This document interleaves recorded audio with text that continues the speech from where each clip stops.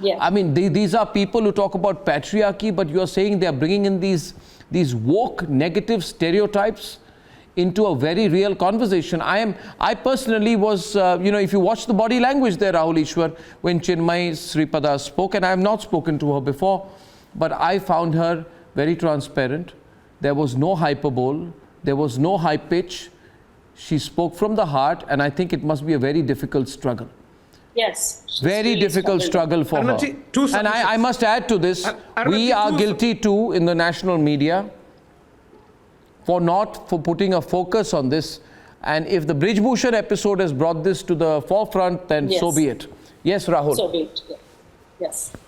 Arnabji, just two submissions. As a fellow Brahmin from south of India, my wholehearted respect to Chinmayi ji. We all love her. No, she's a great singer. Her Devandanda Puve is one of the best songs, the melodies we can ever hear. Having said that, two submissions. One, October 20th, 2018, she was already talking about filing a complaint. And by March 1, 2019, she had already filed a complaint with National Council for Women, National Commission for Women, and she was approaching many of them. But many things didn't materialize. So let us also see this in a context. And it is unfair to compare one Me Too with another Me Too allegation, because each case has different nuances. So each case is unique in its own sense. And Chinmayi ji, with great respect, my only humble submission is her case should not be used as a guard against the Brij Bhushan case, and she should not be letting her case be in the way of seeking justice for another woman or other women fighters who are being there. Everyone respects Chinmayi ji. She should not get any kind of back. You're wrong there. Rahul, if you heard my conversation with her there, if you heard, sorry to intervene, I'll let Madhuvanti ji respond to that.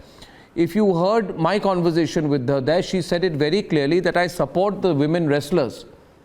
I am simply arguing over the fact that I am disappointed that the same people who are speaking up so strongly for the wrestlers are choosing to support people who are responsible for my sexual molestation and that of 16 others.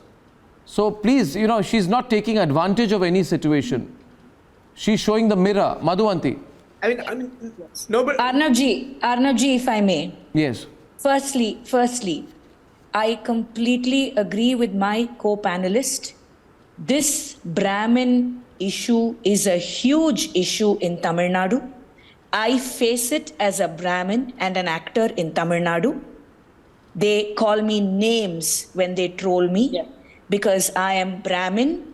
They call me Sangi, they call me Mami, they keep trolling me because I'm a staunch BJP supporter.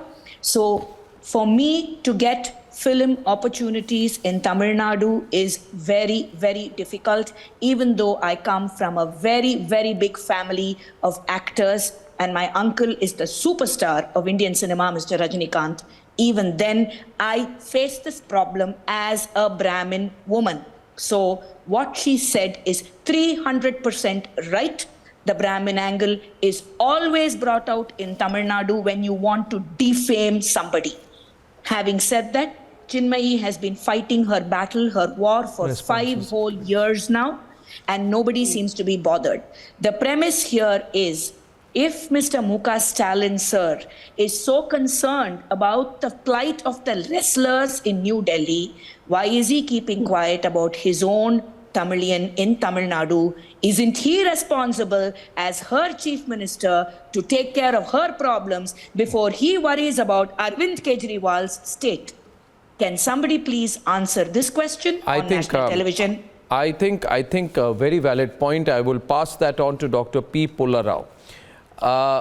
Dr. Pullarao, your opening remarks very carefully nuanced. I must appreciate the way in which you put them in with good craft, but they lacked sincerity to some extent, I must say, because you should ask Dr. Pullarao that why is M.K. Stalin, who sent his member of parliament, Pudukkottai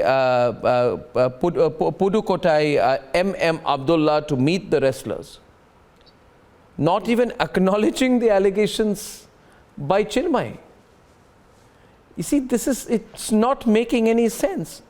Her house is much nearer than Delhi, actually. Yeah. Why? He can send somebody faster. Why, Dr. Pullarao? I tell you, I studied there myself. I studied all my life in Chennai and all my high school there. I agree with our distinguished ladies, the sentiment there. I can't change the climate there. It is changing slowly. And whenever straight away I said I have great respect for Chinmayi, the way she's fighting. All I said was, she was not, I would definitely like to stress this, because Mrs. Gopal is a well-known figure. What has the National Commission of Women done? I'm not trying to divert the issue. So the National Commission for Women, Dr. Pula Rao, Yes. has, as you are very well aware, you seem to be a very erudite man, it has only recommendatory powers. It is not equivalent to a police force, and I think you are overplacing your faith on them, but you are at the most, what can it do? It can only give a recommendation.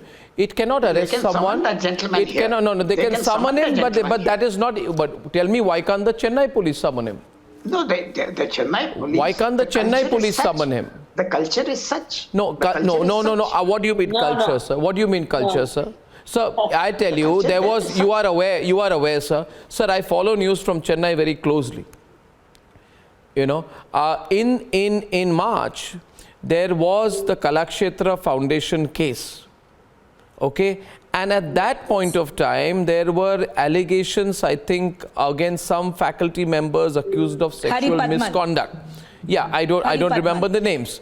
In that case, Mr. Pula Rao, M.K. Stalin very quickly promised a probe and arrested the alleged accused, if I am not mistaken. He did not say then, Dr. Pula Rao, why is the National Commission of Women not acting?